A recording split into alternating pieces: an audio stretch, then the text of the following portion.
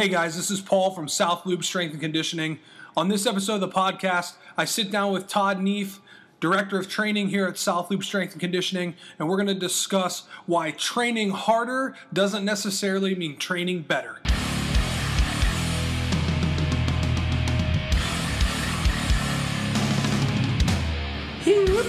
Podcast. Okay.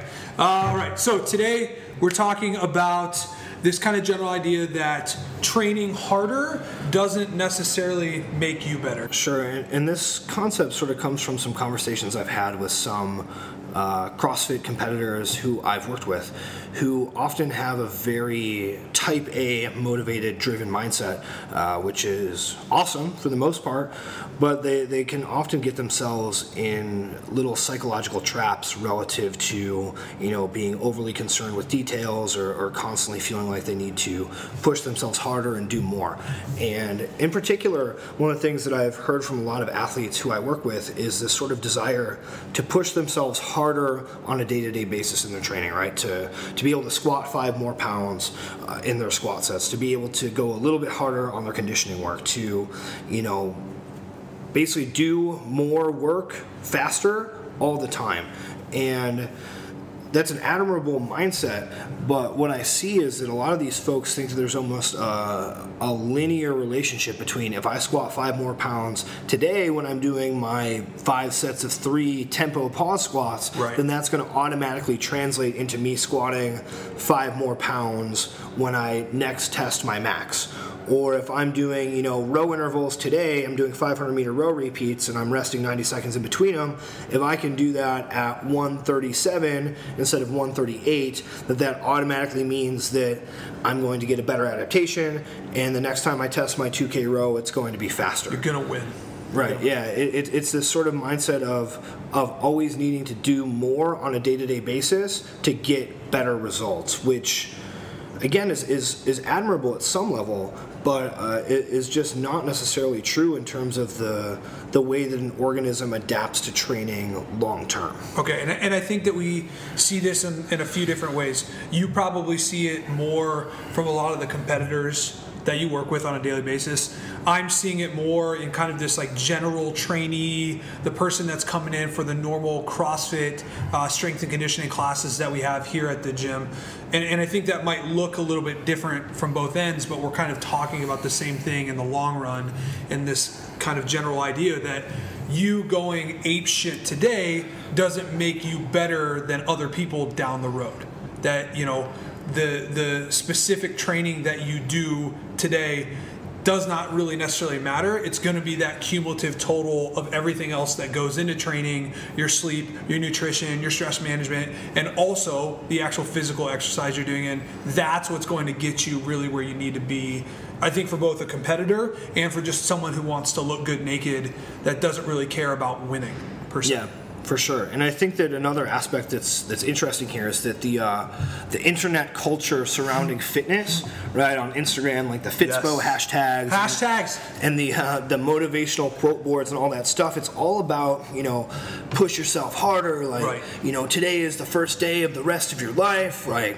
If you don't like skinny is whatever as skinny feels, and like all this stuff that's very intensity does elicit a great response from most people, right? For most people, until it's abused. Yeah, but what I think ends up happening is that you have these people who are already extremely type A, are already pushing themselves very hard, are already willing to suffer, are already making commitments to train regularly, already have a bunch of aspects of their lifestyle dialed, and they're sort of on this diet of like more is more. So I need more intensity, I need to push myself harder, I need to read more fucking quote boards. Right. And the reality is that more is not going to get these people more training adaptation. Right. It's more about finding the appropriate dose response of stress to stimulate the adaptation that you're looking for, and that's not always going faster in a conditioning workout. That's not always doing 5 more pounds on a squat workout. That's not always doing, an additional EMOM of chest to bar pull-ups at the end of your workout to get more practice in. So how does this look when it comes from the competitor standpoint?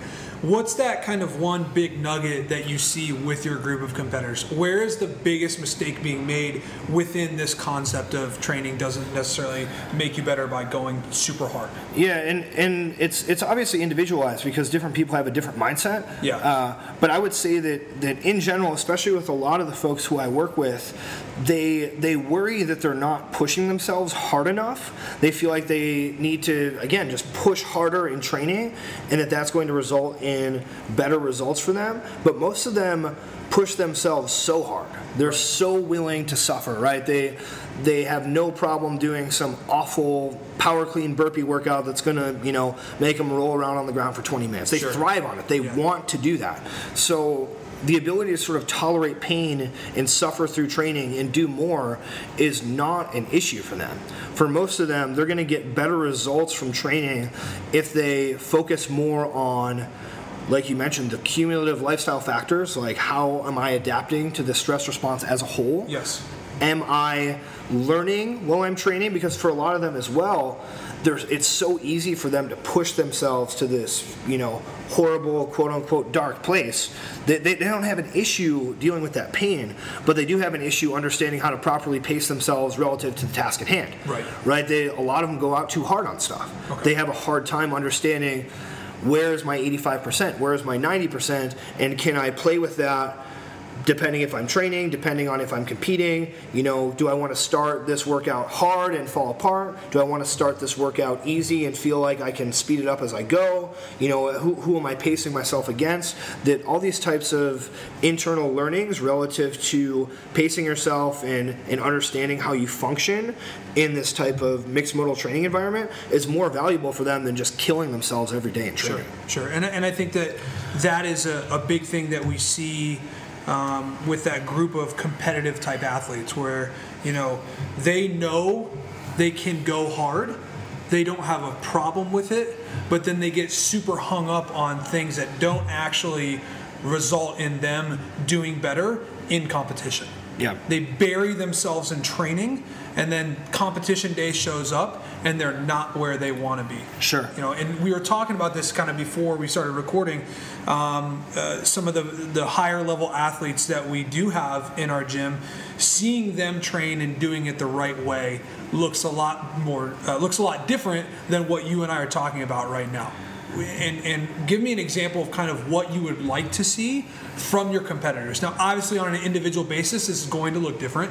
But in the general terms, like, what does that look like? How do you get me off the ledge? What do I need? Yeah, and like you mentioned, it varies person to person because, different people have different levels of buy-in with a coach. Some people will just sort of, they'll vomit a bunch of stuff at you. And if you're just like, I hear what you're saying, and I understand that you are very motivated and really want to push yourself, but you just need to calm down a bit. And they're just like, okay, I trust you. Emotionally, maybe I want to do more, but I understand that you're my coach and I'm going to listen. Right. And other people don't necessarily react as well to that, right? They need to be sort of okay, well, how can we transition you into getting some buy-in? Exactly. Right, and I think that.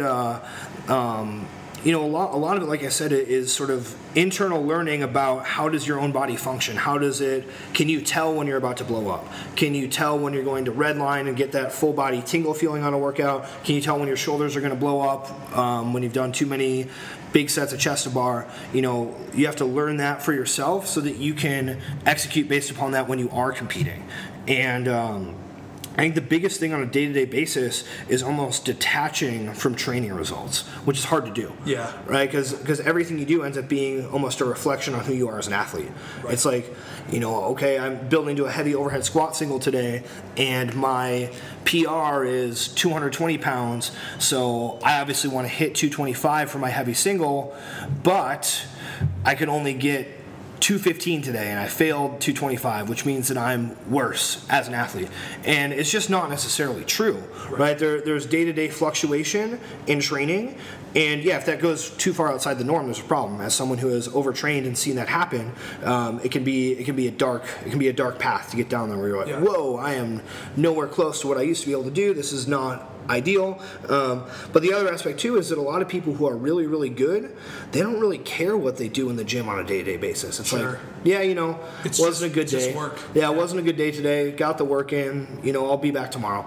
Right. And then when it's time to compete, their mindset changes, right? That when it's time to compete, they're more concerned with beating people than they are necessarily with their own specific results. It's like, I know where I need to finish. I know where I need to be on this workout to stand on that podium. Right. And I'm going to look around at my competitors and I'm going to beat them on this day that it matters. I don't care what they posted on Instagram. I don't care what I did, you know, in my training 3 weeks ago. Like, I have this date circled on my calendar and I'm focused and I'm beating people today, and my training was just work leading up to this. Well, and you just brought up a really good point, and that's that, you know, when people approach training with this mentality and they go nuts, they don't learn what X should feel like. They don't learn what Y, in terms of a movement, should go, how it should go during some type of competitive piece. Mm-hmm. And you brought this idea up of, like, when you get into competition, you need to know what that feels like. The highest level athletes, they know what it's going to feel like. They know where they need to be. And I think we see this a lot too from a coaching standpoint, is we see certain coaches pushing athletes to go harder, push. But anybody that's competed in any sport, whether it's in fitness or a team sport or individual sport, when you are competing, you don't hear your coach on the sideline. Yep. You don't hear the crowd. Yeah, you get tunnel vision. You are tunnel vision. You are in the middle of what is going on. You're in the suck, if you will, and you have to be comfortable enough to understand how to actually get where you need to be in competition in that moment. So you blowing it out the water every day in training is not going to teach you how to be there. Right. You know, having your coach yelling at you in your ear, or you just going totally off the wall, you're not going to be ready for competition. Because competition day, you're not going to have anyone directing you down that path. You're going to have to be ready to rock on your own. In your own head, you're going to have to know where you're at, how you feel. Are you blowing up? Are you going too slow, too fast, too hard?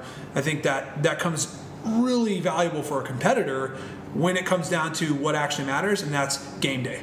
Yeah. Win, lose, make money, don't make money.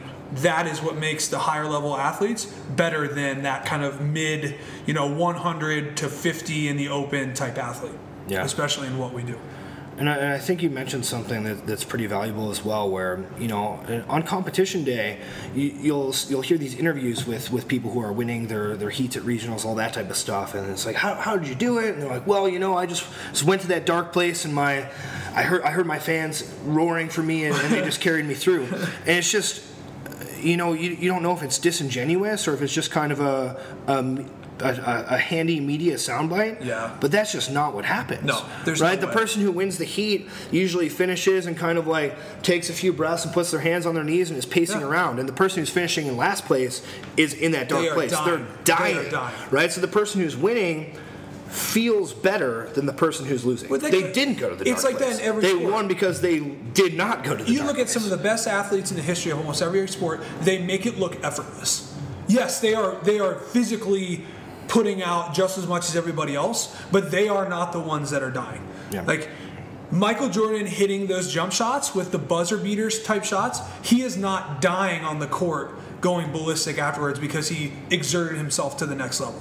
Right? Those guys, those levels of athletes, those guys are in the moment. They know exactly where they need to be, and they know exactly how they feel to make sure that they can finish. I mean, Rich Froning is the perfect example of that. He's always just like, yeah, I did pretty good. Yeah, I did okay. No, I did horrible on that.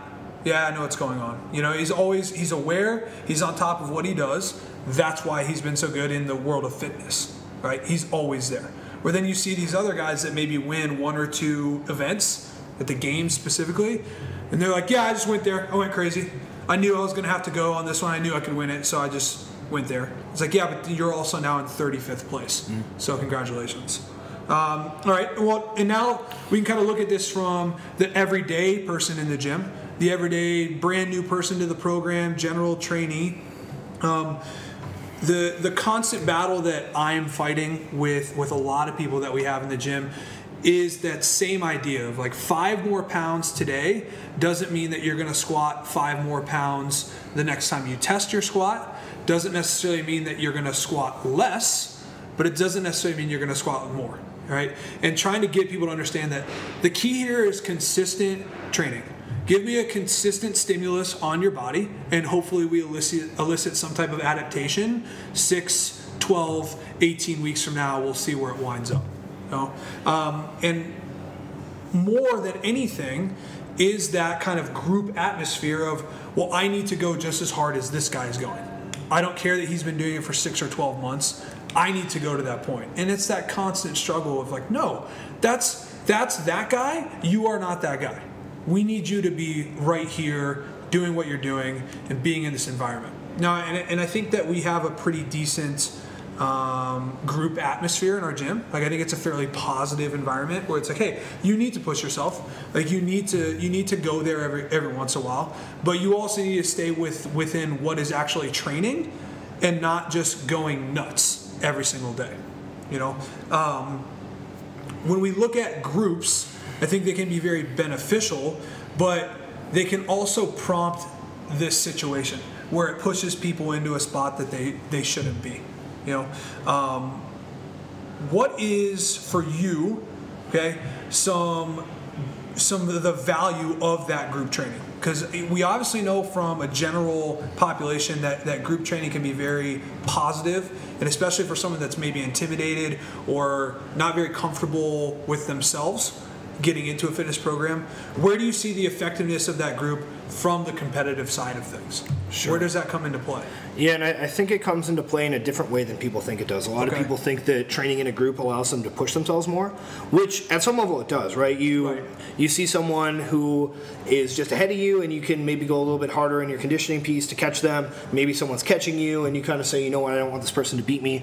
So I do think that there is value in that sort of, you know, little bit of friendly competition, just in terms of understanding where you are relative to other people and knowing when to push, when to hold back, all that type of stuff. But I don't think the actual value in it comes from that sort of additional push, right? Again, it's the same thing where, you know, stimulating adaptation in someone, it's a black box. No one actually knows what's going on in terms of how do you get someone's squat weight to go up? How do you get someone to put 5 pounds of muscle on? How do you get someone to lose 5 pounds of body fat? And we all have ideas, but we can't actually say that we can control, you know, the endocrine response someone is getting, the nervous system response someone is getting, you know, all those physiological processes that actually result in change. We can't control it. We don't know what's actually happening.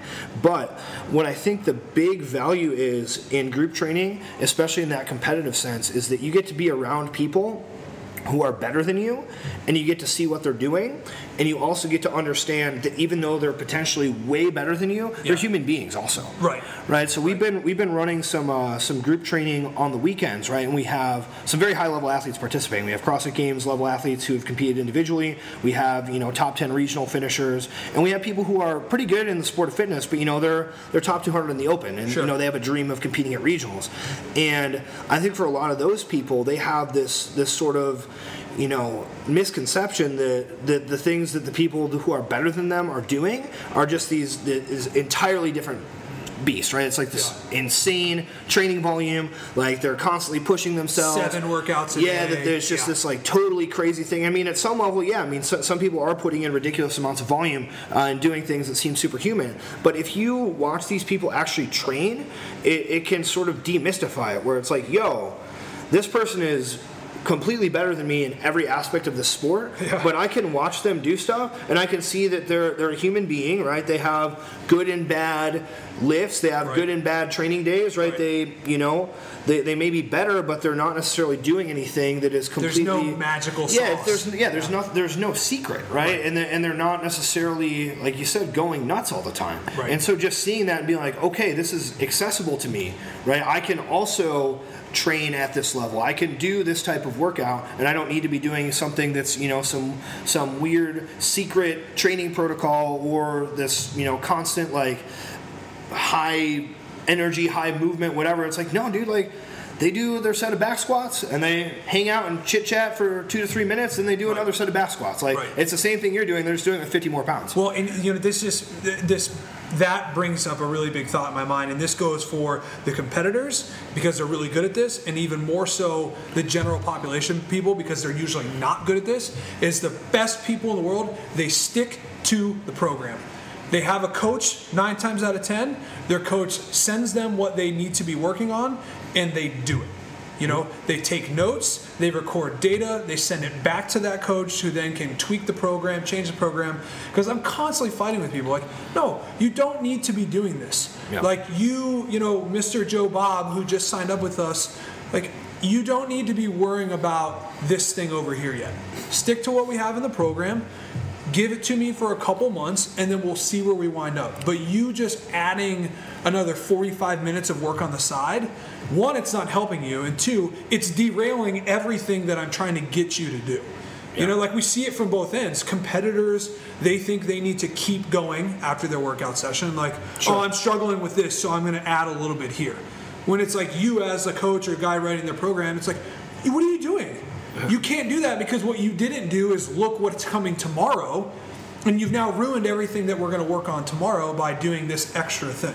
Yeah. You know, and like when we had that first training group a couple weekends ago on that Saturday, you know, I was doing my workout while you guys kind of kicked that off, and that's kind of the first thing that I noticed was it seemed like you laid out a program like, hey, this is what I want to see, and everybody just stuck to that, and everybody kept going.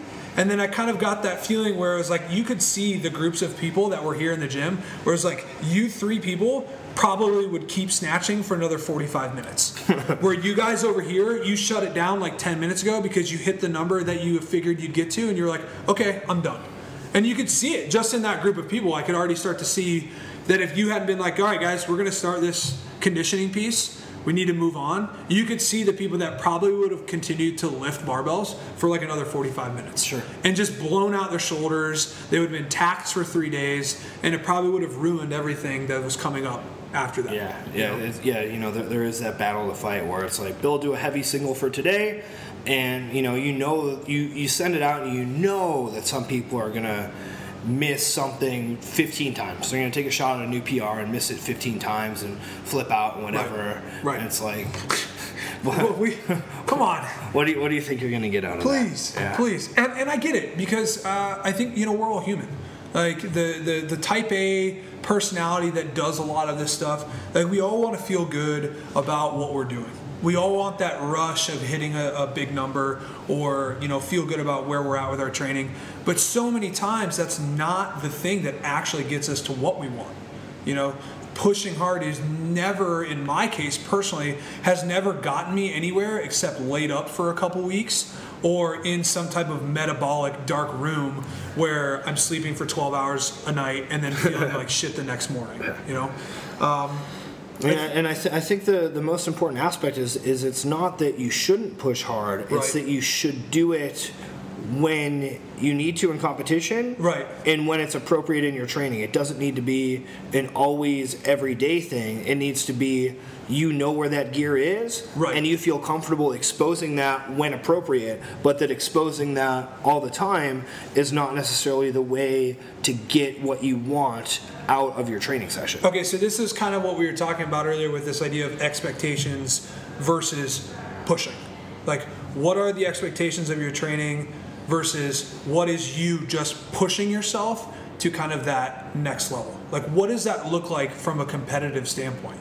I mean, for you're a coach, I'm a coach, I have expectations for the people that I program for and then the general class population. But where do we blend that line between this is what I want to see or like this is you going beyond that and you just driving yourself to the next level? Sure. And I think that we sort of talked about this earlier, but like most things, it's a balance, right? There's a pendulum that can swing too far both directions. And you know, the sort of culture around fitness is one of needing to push harder, which, and I think a lot of that is actually marketing and sort of like, you know, buzzwords and whatever directed at people who aren't actually in the gym training. That it's more, you know, stuff that sells magazines and gets Instagram likes because a bunch of those people want to think about the concept of potentially working out and they want to think about the concept of potentially pushing themselves. They're not actually out there doing that, so they thrive on that sort of like inspirational message.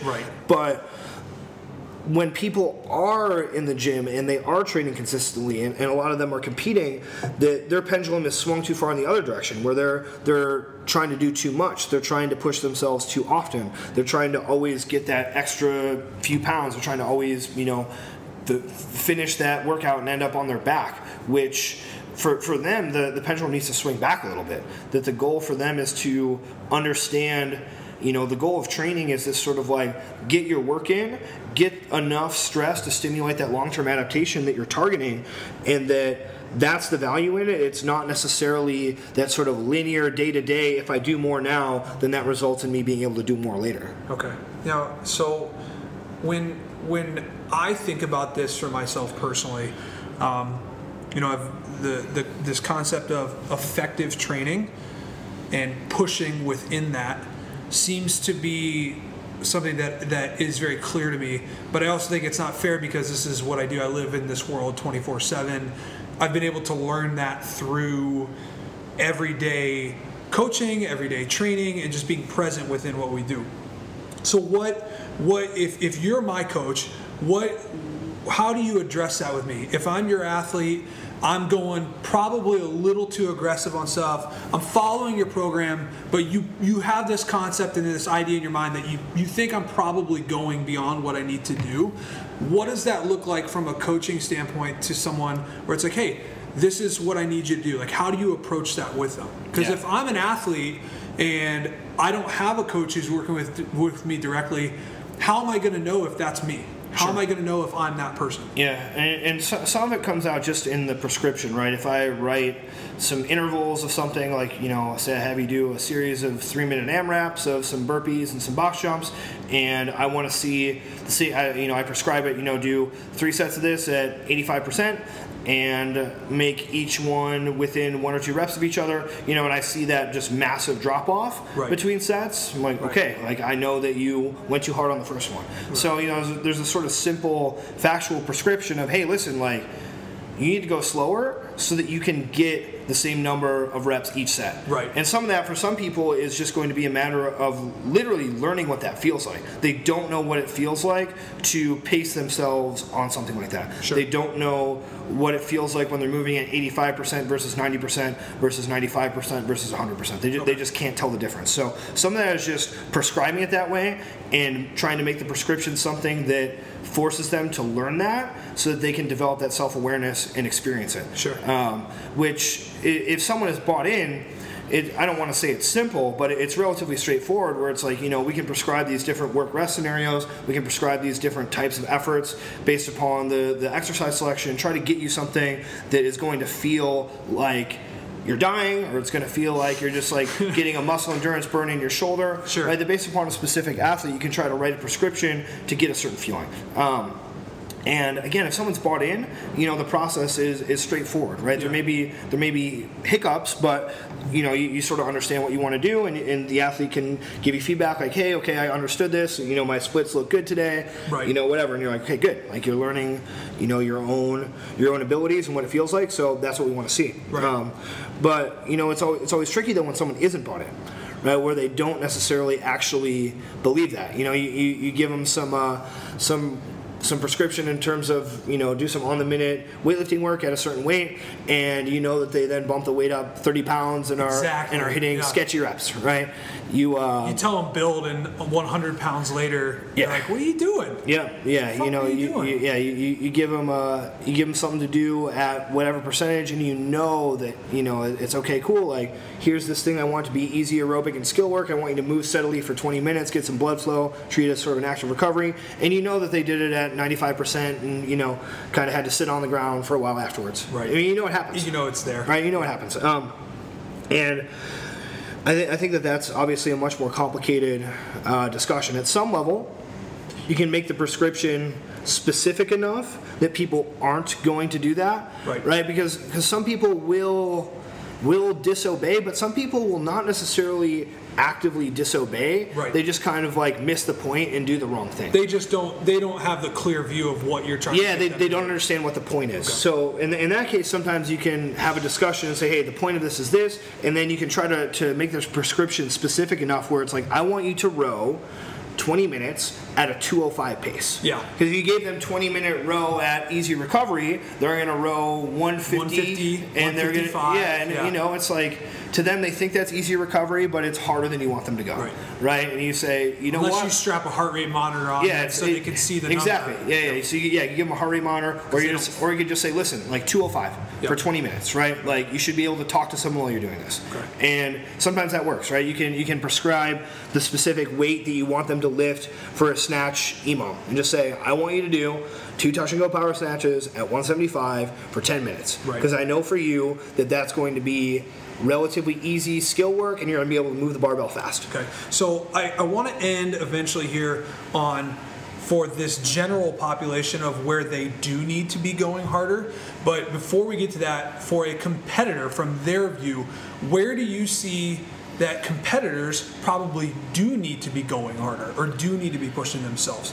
And maybe it is in the gym, but more so for a competitor, where do you see that biggest gain that needs to be made in terms of going harder? Which doesn't necessarily mean like literally pushing themselves harder, but where do they need to be focusing more? Where do they need to be going harder to get them where they want to be? Yeah, and again, it's going to vary quite a bit, but I actually do think that there is a relevant concept in terms of going harder, but it's not necessarily in this sort of granular day-to-day training piece. It's more in the macro scheme of being able to admit their goals to themselves and admit their potential to themselves, and sort of like open themselves up to the criticism and the failure of actually putting everything into what they're doing and potentially not succeeding. Because athletes in general, I think most athletes, they're afraid of what their actual potential is.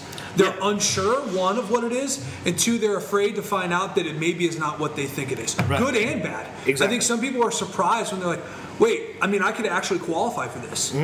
Shit. I might actually get invited to this competition. I might actually make it to regionals, and then I have to go and perform on that stage. Exactly. Or they find out, well, I thought I was going to smash this, but it turns out I'm not even close. Yeah, I'm not good. I'm not as good as I thought. I have a ton of work to do, and what do I do? Yeah. You know? Yeah, so I think that definitely on that big scale of saying, hey, you know what, like I'm going to own the fact that I want to compete at regionals as an individual, right? Even though the field keeps getting deeper and the makes it even more difficult to get in. It's more and more difficult that I think I have the potential to do this and I'm going to do it. And once people have taken that step to then go harder in terms of doing the things that are actually necessary to compete at that level, right? Because a lot of the people who are doing that are basically full-time athletes, right? They may be coaches or gym owners, but a lot of them are training pretty much full-time. So, going hard for your goal doesn't just mean pushing yourself in training. It means like, hey, listen, like if your coach is telling you that you cannot create proper hip flexion and you have hip impingement, like that doesn't mean train through the pain and just like squat more. No. It means, hey, go hard for your goal, expose your potential, spend some fucking time and money, and go see someone who can fix you. Exactly. Right? That going hard means doing all the things necessary to achieve a goal. Right? Whether that's soft tissue work, getting your nutrition dialed, focusing on sleep, and then just emotionally sort of exposing yourself to the fact that you can do all this stuff and fail. Right. Because a lot of people will hold back on certain aspects. They'll say, you know what, like, I'm not going to do this, or I'm not bought into this, or whatever. But it ends up being a defense mechanism, because if they actually took the time and said, you know what, I'm basically training full time for this. I'm going to spend every free cent I have on having my meals prepped and getting tissue work done, and like I'm going all in. Then you don't have any excuses. Well, you can't say, oh yeah, like I would have made it, but like this workout, like my hip was a little bit whatever. I mean, and obviously that stuff does happen, and people get injured, and there's legitimate, I hate to say excuses, but stuff happens to people who would otherwise be able to compete at that level. But people will hold themselves back from certain things, then use that as a crutch to say, yeah, I thought I had a shot, but this happened. I think a lot of times going harder for athletes and competitors usually means going harder in terms of sacrifices to do and get what you want. Yeah.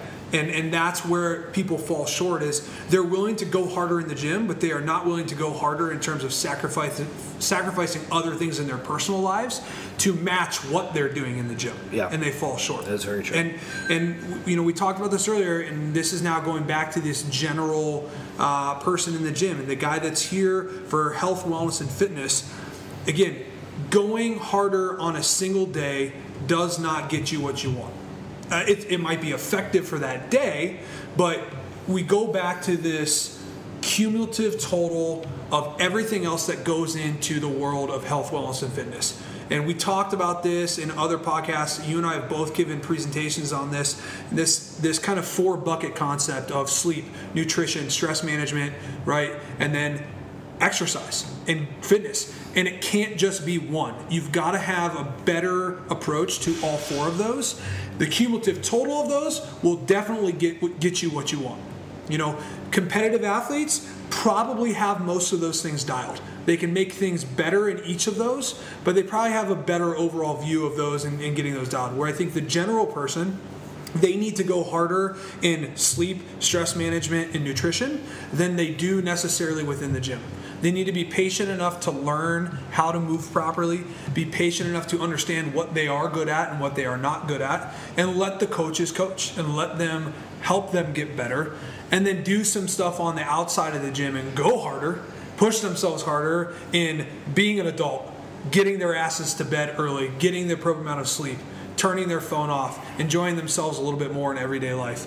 I mean, you and I talk about the psychology behind this stuff on a regular basis, and it gets to a point where you just want to slam your head against the wall, where it's like, come on, yes, you do need to do this, but you don't need to do this if all these other things are not in line with what we're doing here. You know, and I tell people all this all the time. All you need to do is come through the door. Then let me do my job. Once you're in the gym, we can take care of you. But when you're outside of the gym, that's when your job comes into play. And you need to do better in these things. You know. Well, cool. Any other thoughts, Todd Neef, on what we've talked about today? I mean, I could keep talking about this for hours. Well, I think it is a dark box of a lot of different emotions and things for us as coaches. But anything else that you want the people to know? No, man. I think we addressed most of the main points there. Awesome. Okay. Well, if you guys want more information on the gym, it's southloopsc.com is our website. You can email us at info@southloopsc.com.